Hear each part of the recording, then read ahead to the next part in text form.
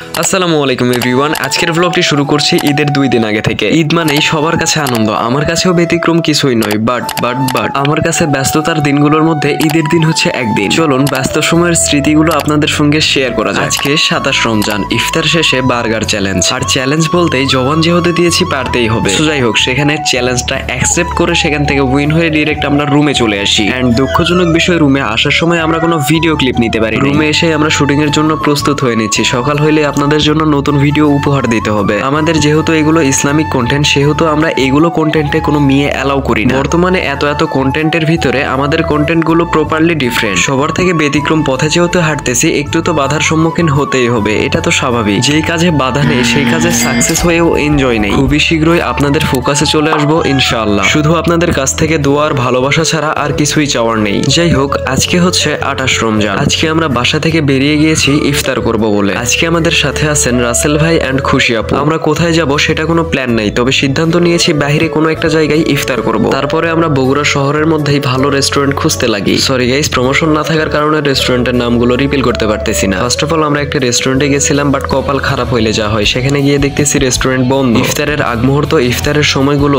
ঘনিয়ে আসতেছিল। সেখান থেকে আমরা তাড়াহুড়া করে চলে যাই অন্য আরো একটা রেস্টুরেন্টে। সেখানে গিয়েও দেখতেছি মোটামুটি সেই লেভেলের ভিড়, প্রায় বেস্ট প্লেস গুলোই বুকিং হয়ে গিয়েছিল। তাই আর কথা বাড়াবাড়ি না করে এখানেই অর্ডার করে দিলাম। মানে আমরা বসে আসছি ঠিকই, কিন্তু কেন জানি আমাদের কাছে কমফোর্টেবল মনে হচ্ছে না। এক প্রকার বিরক্তিকর অবস্থা, কিন্তু কিছু করার নেই। আর মাত্র আজানের 15 মিনিট বাকি। 15 মিনিটের মধ্যে আমাদের খাবারটা রেডি করা ওয়েটারদের কাছেও একটা টাফ বিষয়। এখন কিছু করার নাই, বেকায়দাতে পড়ে গেছি, ওয়েট তো করতেই হবে। অনেকক্ষণ ওয়েট করার পরে আমাদের মাঝে খাবার চলে আসলো। এন্ড আমার তো ভাই রে ভাই, সারাদিন রোজা থেকে সেই পরিমাণে ক্ষুধা লাগছে। এন্ড আমি খাওয়া দাওয়া শুরু করে দিছি। এইদিকে খুশি আপুও খাওয়া দাওয়া শুরু করে দিছে। আর রাসেল ভাই, সে তো খুব স্ট্রং মানুষ। সবার শেষে এই ব্যক্তিটা খায়, মানে সিনিয়র সব পার্সনেরই ধৈর্য বেশি। समझ रहे हो? যাই হোক, জাস্ট ফর ফান আমার আর রাসেল ভাইয়ের খাওয়া শেষ, কিন্তু খুশি আপুর তো খাওয়া শেষ হবে না, কারণ খুশি আপু একটু বেশি খাই। না, পরে খুশি আপু এই ব্লগ দেখলে আবার মাইন্ড করবে। যাই হোক, খুশি আপু বেশি খায় না, মানে আস্তে আস্তে খাইতেছিল আর কি। খেতে আছে। আর কতক্ষণ চলবে আপু? ঘন্টা কি আরো বেশি? আর কতক্ষণ চলবে? তাও তো তোমাদের আগে যাইতে পারলাম। যাই হোক, বিষয়টা হচ্ছে খাবারের সময় ক্যামেরা ধরে থাকলে খাইতে পারবে না, একটু নার্ভাস ফিল। তো আজকের ব্লগটি এত পর্যন্তই। সবাই ভালো থাকবেন, সুস্থ থাকবেন, আল্লাহ হাফেজ। বেশি দোয়া করো খুশি আপনারা গিয়ে বেশি খাওয়ার পরে হ্যাঁ, বেশি বেশি করে দোয়া করবেন যাতে খুশি আপুর মতো আমি খাইতে পারি। সবাই ভালো থাকবেন, সুস্থ থাকবেন, আল্লাহ হাফেজ।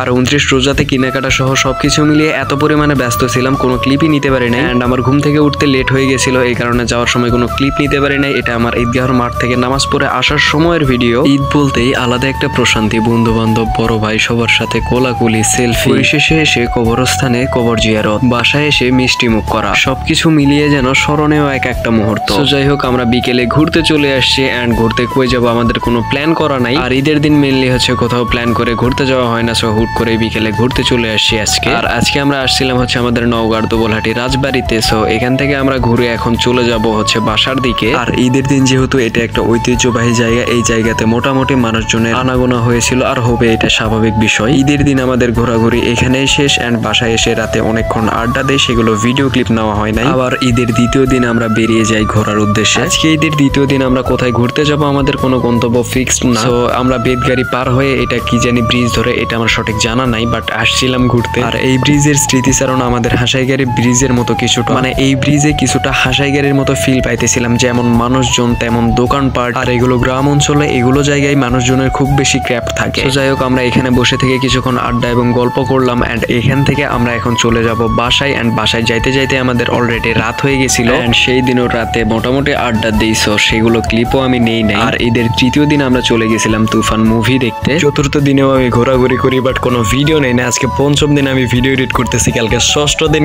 কালকে ভিডিও আপলোড করবো হোয়াটএভার। যাই হোক, আজকের ভিডিওটি ছিল এত পর্যন্তই। সবাই ভালো থাকবেন, সুস্থ থাকবেন, আল্লাহ হাফেজ। দেখা হচ্ছে নেক্সট কোনো ব্লগে। ধন্যবাদ সবাইকে, টিল দেন, বাই বাই।